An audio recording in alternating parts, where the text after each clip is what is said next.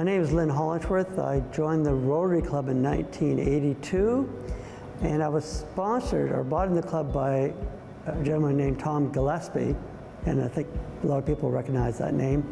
He was a longtime Rotarian as well. My father was a Rotarian for 60 years, so we overlapped about 25. And before that, my grandfather joined the club 2 years after it formed, about 1920. So we've had over 100 continuous years of being involved. So we've been fortunate to be involved with Rotary. I'm 68 years old, and yeah, we started that Sioux Mill Lumber Company. It's a family business. We started in 1915, so that'd be about 108 years, and we've been fortunate and very lucky. It's been nice to be in a family business, and we've had so many great employees that carried us through that. Over the years, we've done different things with and for Rotary. Now, my first memory of the parade was coming downtown and seeing my Uncle Ian, who was in the 49th. He played the bagpipes. And as a little kid, those guys, it was all men back then, they all looked so big. And maybe they were, but when you're standing this tall, most people look big. And my Uncle Ian was always in the same spot on the outside playing the bagpipes. So that was a good memory for me. We went to parade with our family, but not necessarily everyone each year. And we'd watch it anywhere from East Street down to the courthouse. I know some people always had a very specific spot. Ours was downtown. Another memory, when my dad was a member and I was a teenager, he would, on the memorial grounds, he would be in charge with a couple other people of the over and under booth, which was a gambling booth.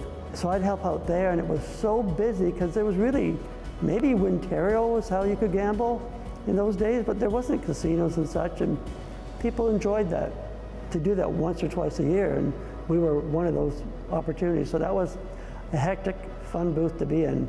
Time flew. No, I was never talented enough to be in a marching band, playing any instrument. I too used to sell Rotary tickets during the parade, and even as a child I would torture the neighbors to buy tickets for me, right? So I had more involvement along with joining the club in 1982. I was in charge of Rotaryfest. We changed that name, I'll say in the mid-90s, going back a ways. When we were at the Gardens, the OLG has always been a sponsor for us. And we were invited, as we were planning the parade, maybe in March, to come there, and our contact was Don Aronson, who was sort of our contact. He brought us up the top of Lottery Corporation and said, you know, you can see the parking lot of the Memorial Gardens from here, but look down at the pavilion. Couldn't you do this? And couldn't you have a midway there and there? It was such an obvious suggestion that the people bought into that right away, and it was fun to stage it down there for the first time. So I really have to give the OLG employee Don Aronson credit for getting us down on the waterfront, and we did it that year. We didn't waste time. And then within a year or so, we ended up in Clerk Park, which has been really great, and it evolved from games of chance to really an entertainment with all that free music, and we now have two stages of music, a food theme, and I think Ribfest elevated that food theme.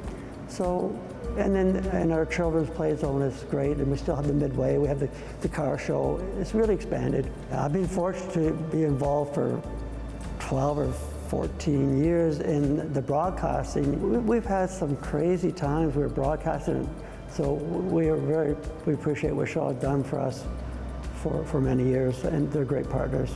Yeah, the year I was president, I think it was 1995 or 96, I don't even remember. The president always had to ride it. It's almost a little embarrassing, but there you are. I just remember coming right at East Street where you get in the museum, it's like the road narrowed. It was louder, like the sounds and that, and you're really, from being wide open, you're sort of into a tunnel.